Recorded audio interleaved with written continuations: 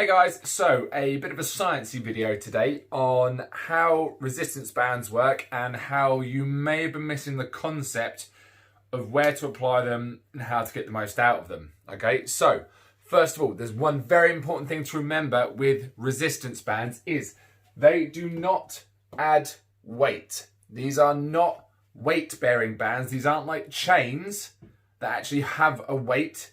These are resistance bands. They hold no weight. This weighs nothing. You can hold this up all day. You can hang it on things. They don't hold any weight. But what they do provide is something that is called accommodating resistance, okay? This is where these become really important because they add resistance where there wouldn't normally be any, or if the resistance is dropping off. And this is where we would use a resistance band in our home workouts when using accessories to other loading to make these work. Okay, so to give you sort of the idea of how this works, on this side of the board we've got a diagram of a bicep curl.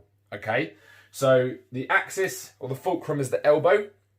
We've got the upper arm, which is the force generator through the bicep. We've got the forearm, which is the lever, okay, and the weight, which is the big blue dot, is your resistance generator, which is the dumbbell or the kettlebell or whichever or anything that's going to cause resistance, basically. Now, using these diagrams, right, okay, the first part of this movement where we're fighting against gravity up to the 90-degree part of our axis point is where the most force is generated. Okay, so the lower half of a bicep curl till we get to this point is where the most force is generated, because after we've come past this point where we're the furthest point away from the axis, gravity starts working with us again.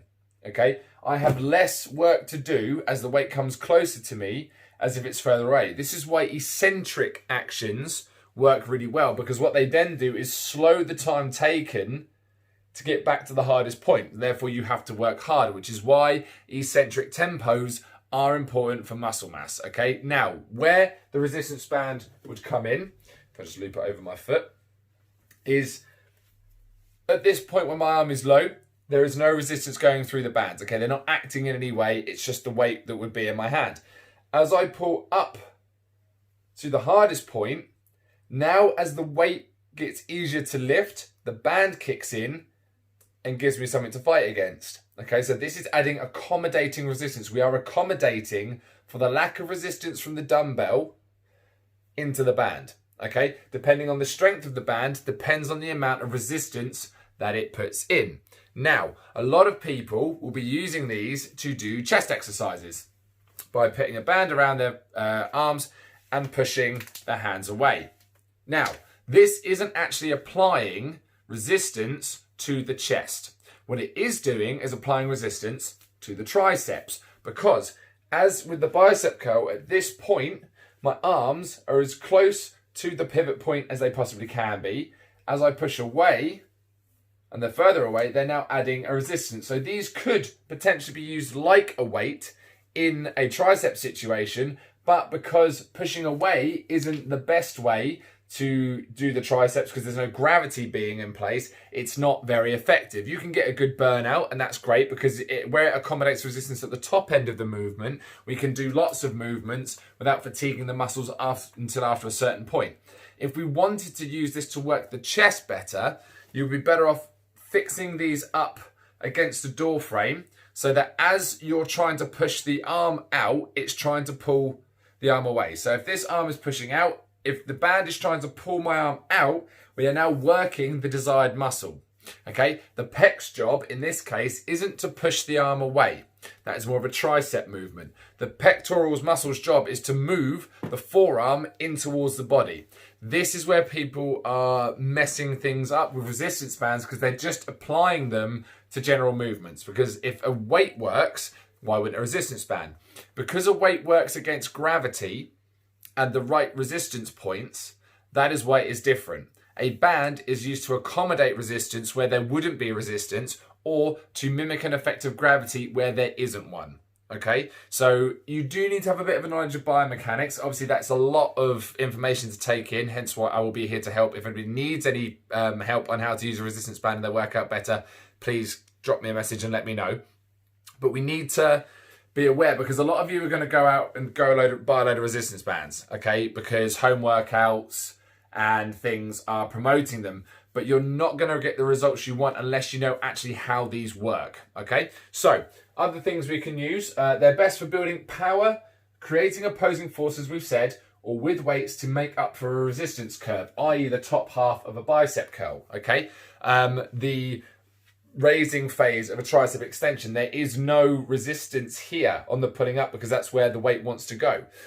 In a bench press, there is very little resistance on the way down because the weight is actually pushing you down that way. Okay, what we could then do is use the bands in a reverse action to make it harder to pull the arms back. Okay, so it doesn't necessarily work the way you think it does. These can be used to mimic movements, yes, but actually if you wanted to get the very best out of them, you're better off using just a lighter set of dumbbells or something just to make up the main resistance curve. Because the bands won't kick in until this point, hopefully, they're not going to give you what you actually need. If they're so tight down here, you won't be able to finish the top of the movement anyway because the resistance will become too great, okay? So it isn't quite as straightforward as it looks, but at the same time, it can be made very simple depending on what your outcome is. And this is the key part as well. Resistance bands are a tool for a specific outcome. Your outcome might not be what this tool is for. It's like trying to use a hammer to put a screw into a wall. You need a screwdriver, not a hammer. Sometimes you may not actually need a resistance band